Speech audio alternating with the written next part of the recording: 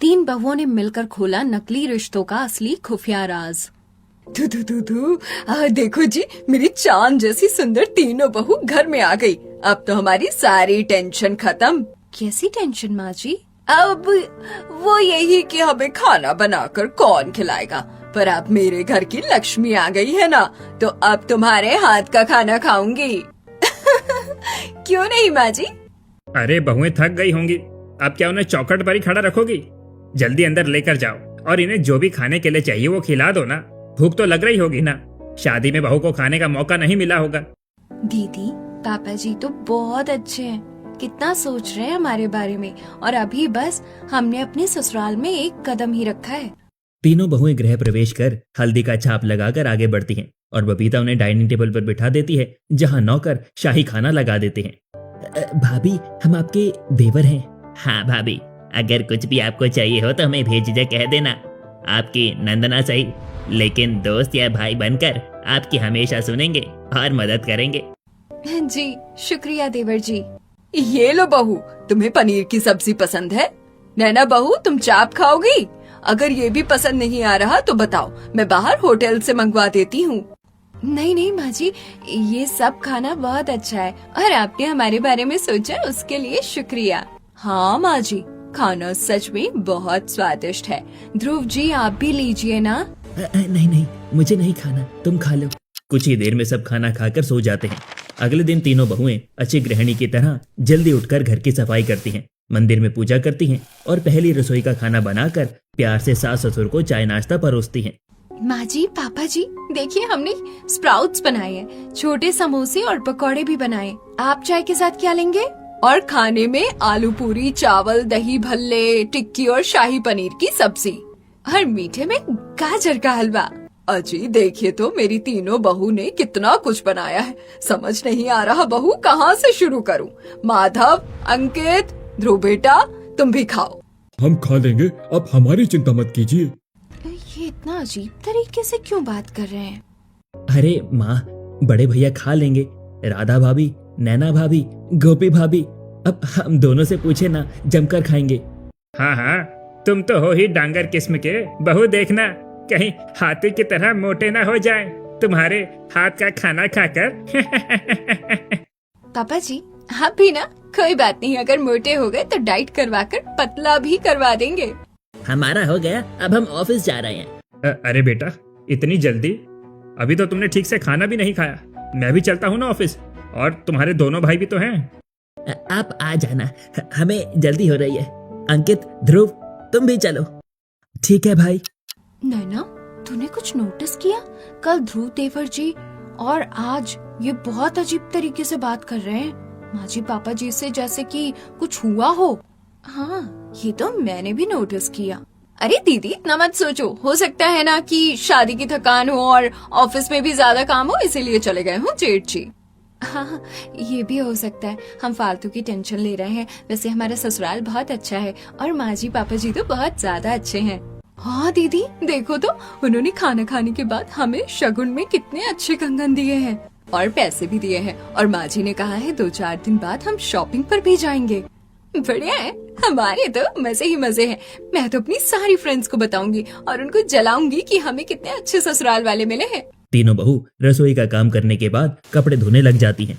ओहो हो, तुम तीनों क्या कर रही हो? हाथों की मेहंदी भी नहीं उतरी और कपड़े धोने चली गई। मैं तो तुम्हें कोई काम न करने दूं 3-4 दिन तक। घर की जिम्मेदारी निभाने के लिए जिंदगी पड़ी है बहू। चलो मैं तुम्हें किटी पार्टी में ले चलती हूँ। ठीक है माँ जी।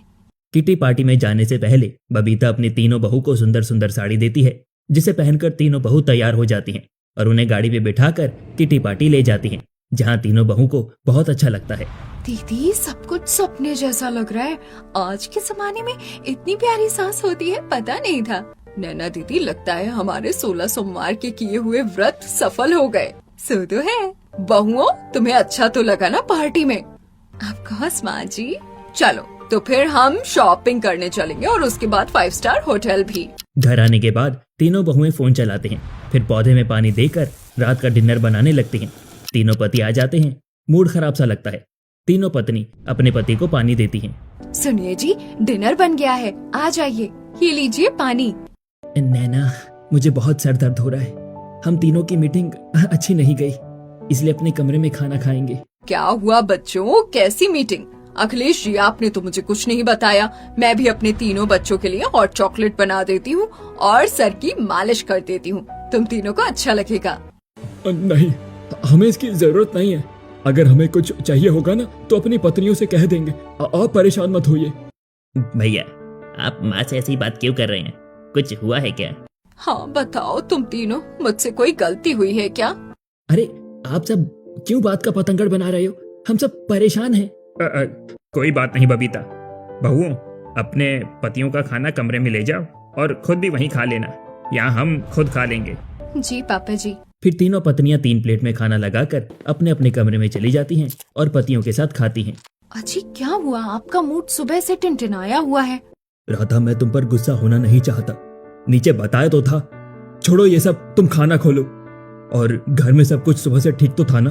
आप तो ऐसे सवाल कर रहे हैं जैसे माँ जी पापा जी के पास नहीं, अजनबियों के पास छोड़कर गए थे। ऑफ कोर्स, माँ जी कितना प्यार से बात करती हैं हम तीनों से, और हमें तो आज किटी पार्टी में भी ले गई और नई साड़ी भी दी। अच्छा, खाना खाकर सब सो जाते हैं। अगले दिन बबीता अपनी तीनों बहू को महंगी महंगी शॉपिंग करवाकर घर लाती है। थैंक यू माँ जी, आपने बहुत अच्छी शॉपिंग करवाई। हमें जो ब्रांड चाहिए था वो भी दिलवा दिया। माँ जी, सास हो तो आपके जैसी हो, वरना ना हो। क्या बात है बहू, सारा प्यार अपनी सास को लुटा रही हो। मैं अच्छा नहीं हूँ क्या? ऐसी बात नहीं है पापा जी। मैं आपके लिए अदरक वाली चाय बना कर लाऊं? उसकी कोई जरूरत नहीं है दीदी, मैं लेकर आ रही हूँ। ये लीजिए पापा जी।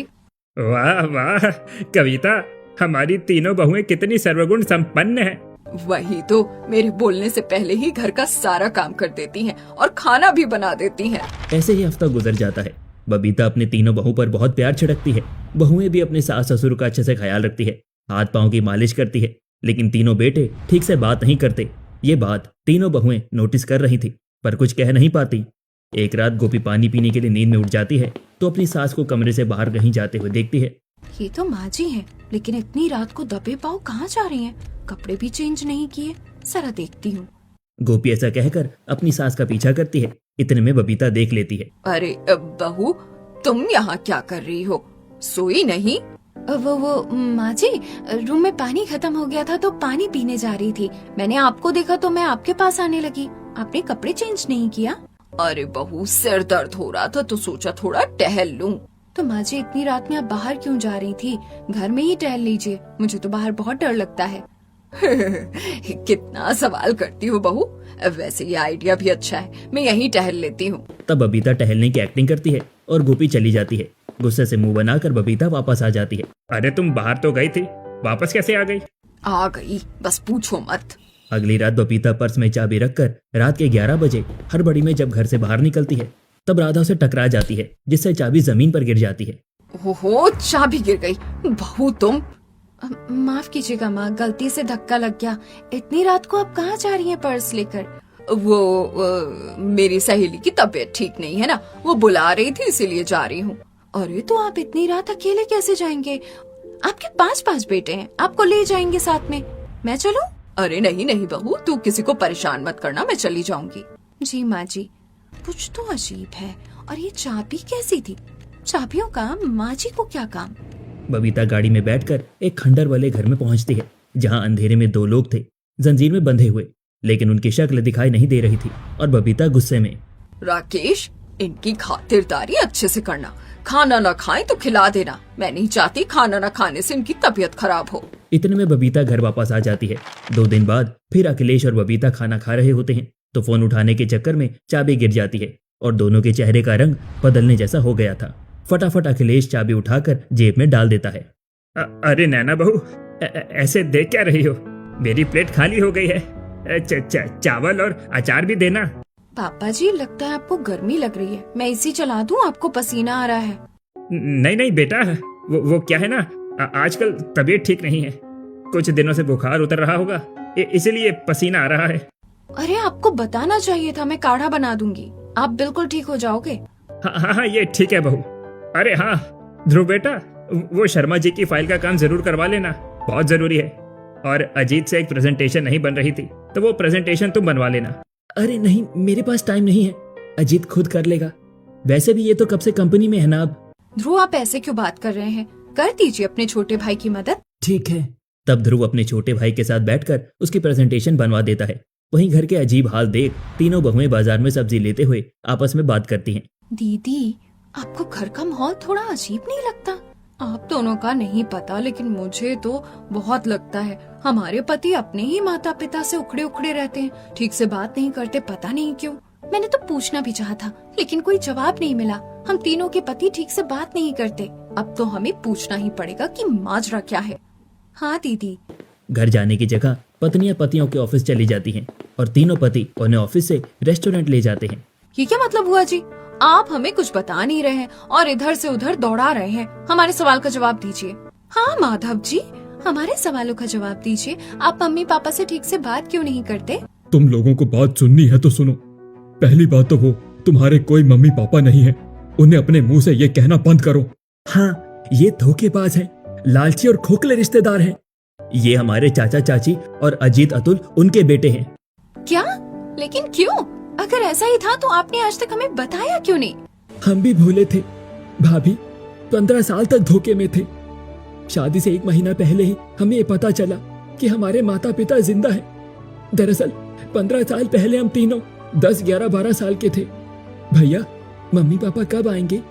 वो हमें शादी में इतने दिन के लिए छोड़कर कभी नहीं गए। हाँ, टेंशन तो मुझे भी हो रही है ध्रुव, तो चिंता मत कर, आज मम्मी पापा आ जाएंगे। तभी घर में रोते हुए अखिलेश और बबीता आते हैं, जिनके हाथ और सर पर छोटी मोटी खरोच थी। अरे मेरे बच्चों, अभी तुम्हें क्या बताऊं, कैसे झेलोगे तुम इस बात को? अरे भाग्यवान, बच्चे बहुत छोटे हैं। भगवान को इनके सर से साया नहीं छोड़ना चाहिए था। हमारे बच्चों को इन्होंने अनाथ कर दिया। हमारे भैया भाभी छीन लिए। चाचा चाची, अभी क्या बोल रहे हो? कहाँ है मम्मी पापा? क्या हुआ उन्हें? बेटा, हम अलग कार से आ रहे थे, एक बड़े से ट्रक से उनकी कार की टक्कर हुई और कार वही ब्लास्ट हो गई, बॉडी भी नहीं मिल पाई। लेकिन बच्चों, तुम चिंता मत करो, मैं हूं ना तुम तीनों का ख्याल रखने के लिए। और हाँ, तुम्हारे दोनों भाई भी तुम्हारे साथ हैं। ये सुन तीनों भाई बहुत रोते हैं। माता पिता की कमी रोज खलती है। देखते ही देखते 15 साल बीत जाते हैं। इस बीच अखिलेश अपने भाई की कंपनी में, जहाँ मैनेजर था, अब मालिक बनकर कंपनी संभालता है और बेटों के बड़े हो जाने के बाद तीनों बेटे संभालते हैं। फिर एक दिन, अंकित, माधव, ध्रुव, मुझे तुम तीनों पर बहुत गर्व है बेटा।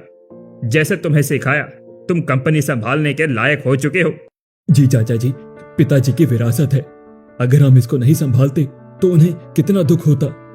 इसीलिए तो बोल रहा हूँ बेटा, वो आज तुम्हें ऊपर से देख बहुत खुश हो रहे होंगे, और ज्यादा खुश इसलिए होंगे क्योंकि अब तुम अपने छोटे भाई को भी काम सिखाओगे कि वो भी इस कंपनी को संभाल पाए।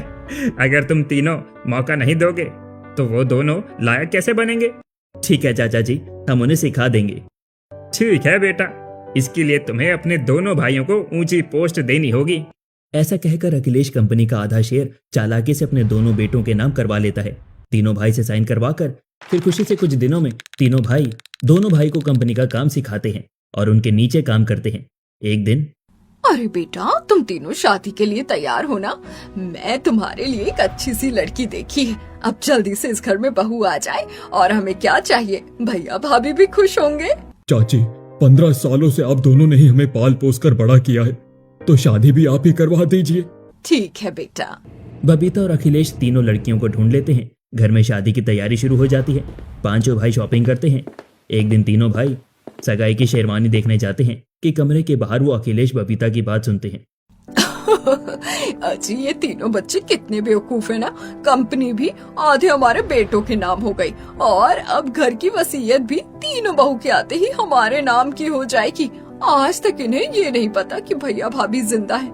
जैसे ही हम तीनों बहू को अपने प्यार के जाल में फंसाएंगे, 1 महीने के अंदर सारी प्रॉपर्टी हमारी, उन सबको घर से धक्के मार के निकाल देंगे। बिल्कुल ठीक कहा तुमने। और भैया भाभी के बारे में कोई जानता भी नहीं है तो उन्हें स्वर्ग पहुंचा देंगे। मम्मी पापा जिंदा है। उस दिन ये सुनते ही हम तीनों भाई के पैरों तले जमीन खिसक गई थी। तो ले लीजिए, आप हाथ रखकर क्यों बैठे? आपने पुलिस को क्यों नहीं फोन किया? भाभी, हम ऐसा नहीं कर सकते। उस दिन के बाद हमने मम्मी पापा को ढूंढने की बहुत कोशिश की, लेकिन मम्मी पापा नहीं मिले।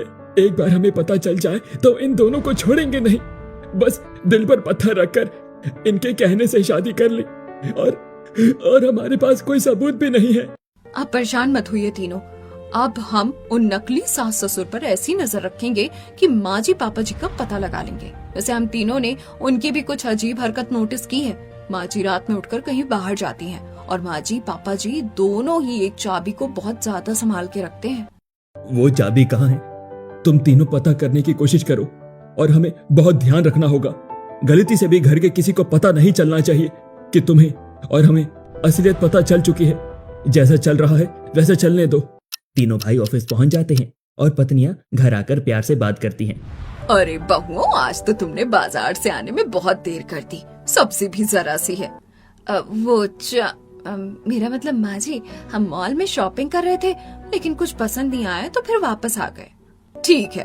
अरे बहू, आज मेरा तुम क्या खाते हो? मोमोज। वो खाने का दिल कर रहा है, तू बना दे। हाँ माँ जी, हम बना देंगे। तीनों बहू घर में डिनर में राजमा चावल और सास के लिए मोमोज बनाती हैं। वाह बहू, इसे खाकर तो मजा आ गया। ये बहुत बढ़िया है। चटनी के साथ बहुत तीखा लग रहा है। बहुत अच्छा बनाया है भाभी आपने। मुझे 2-3 पीस और मिलेंगे क्या? हाँ, ये लो। अगले दिन सास तीनों को फिर एक साड़ी और गहने देती है। माँ जी, ये साड़ी और गहने किस खुशी में? अभी तो आपने हमें दिए थे। अरे बहू, अब क्या मैं तुम्हें गिन गिन कर तोहफे दूंगी? ये लो, मेरा दिल करे मैं तुम्हें हर रोज तोहफे दूं। देख रही हो दीदी कैसे मक्खन लगा रही है ये। अरे भाड़ में जाए निगोड़ी का गिफ्ट। आज देखेंगे कि ये और पापा जी कहाँ जाएंगे। क्या हुआ बहू, पसंद नहीं आया गिफ्ट? अरे नहीं माँ जी, गिफ्ट तो बहुत अच्छा है। वो पड़ोसन के घर में दुर्गा माँ की चौकी लगी है ना, वहाँ हम तीनों पहन कर जाएंगे। आप भी चलना। नहीं बहू, आज मुझे कहीं जाना है, तुम ही चली जाना। ठीक है माँ जी।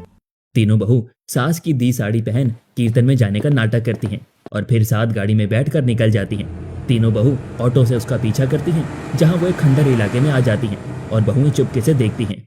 सुनो, इन लोगों के दिन अब पूरे होने वाले हैं। ऐसा बिजली का झटका दो कि होश में ना आए। छोड़ दे हमें, अभी भी वक्त है। सुधर जा, भगवान देख रहा है।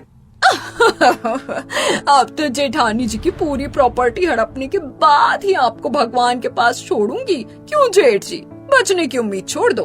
तुम्हारे बेटे को आज तक नहीं पता कि तुम जिंदा हो। अब तो वो हमें अपना मानते हैं। तुमने ठीक नहीं किया। सुनाई नहीं दिया?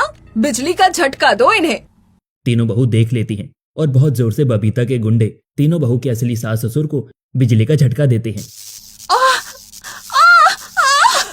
ये माँ जी पापा जी को कितना परेशान कर रहे हैं। दी, हमें बचाने जाना होगा। नहीं गोपी, दिमाग से काम ले। हमने अभी कोई सबूत इकट्ठे नहीं किए, हमें उन्हें बताना होगा। सास ससुर बिजली के झटका खाकर बेहोश हो जाते हैं। उन पर 15 साल से टॉर्चर हो रहा था, जिसके बाद वो ट्रॉमा में थे और बिल्कुल भी भागकर कहीं जा नहीं पा रहे थे। तीनों पत्नियां अपने पति को बताने ऑफिस पहुंच जाती हैं। वो तीनों जब तक बताने के लिए आती हैं, बबीता और अखिलेश घर के बेसमेंट में ही एक खुफिया कमरे में उन्हें बांध देते हैं, जहां कम लाइट होती है। बबीता, जिसका हमें इंतजार था, हमें 1 महीना हो गया है।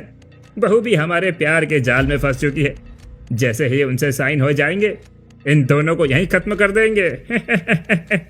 हाँ, इन्हें इसीलिए यहाँ लाना पड़ा ताकि हमें करने में आसानी हो। और बेटे आज तक नहीं ढूंढ पाए, अपने घर में क्या ही ढूंढ लेंगे। तुम चाहे जो भी कर लो, मेरे तीनों बेटे तीनों बहू मुझे बचाने जरूर आएंगे। तीनों बहू बेटों को लेकर खंडर की जगह पहुंचती हैं, लेकिन वहां कुछ नहीं होता। माँ, तुम कहाँ हो? पिताजी कहाँ हो? हमारे मम्मी पापा यहाँ तो कोई भी नहीं है। भाभी, आप झूठ तो नहीं बोल रही? हम तीनों सच में यहाँ आए थे और हमने शक भी नहीं होने दिया। वो मम्मी जी पापा जी को इलेक्ट्रिक शॉक देकर टॉर्चर कर रहे थे। माँ जी पापा जी उनसे भीख मांग रहे थे, लेकिन वो नहीं माने।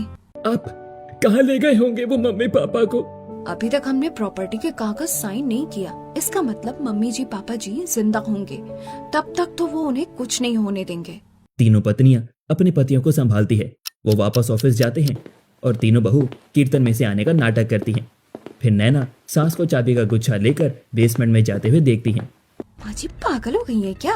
कभी तो घर से बाहर जा रही थी और अब चाबियों का गुच्छा लेकर नीचे जा रही हैं। नजर तो रखनी होगी। एक दिन बाद फिर जब सो जाते हैं तो 2 बजे सास ससुर दबे पांव चाबी लिए बेसमेंट में जाते हैं। बबीता, इन लोगों ने खाना खाया या नहीं? नहीं भी खाया तो भी अच्छी बात है। वैसे भी आने वाले 2 दिन उनके आखिरी दिन है, हम बहू से साइन करवा लेंगे। राधा ये सुनकर शॉक्ड हो जाती है और वापस अपने कमरे में आती है। उसकी बिगड़ती हालत देख माधव पानी पिलाता है। क्या हुआ राधा, तुम ठीक तो हो? वो माजी पापा जी नीचे बेसमेंट तहखाने में बंद है और मैंने सुना है कि वो 2 दिन में मार देंगे। हमें जल्दी कुछ करना होगा। वो चाबी लेकर माजी पापा जी तक पहुंचना होगा। ध्यान से सुनो और ये प्लान अपनी दोनों देवरानियों को भी बता देना। मैं अपने भाई को बता दूंगा, किसी भी तरीके से चाबी को लाना ही होगा। वो करो और इन्हें घर से बाहर भेज दो।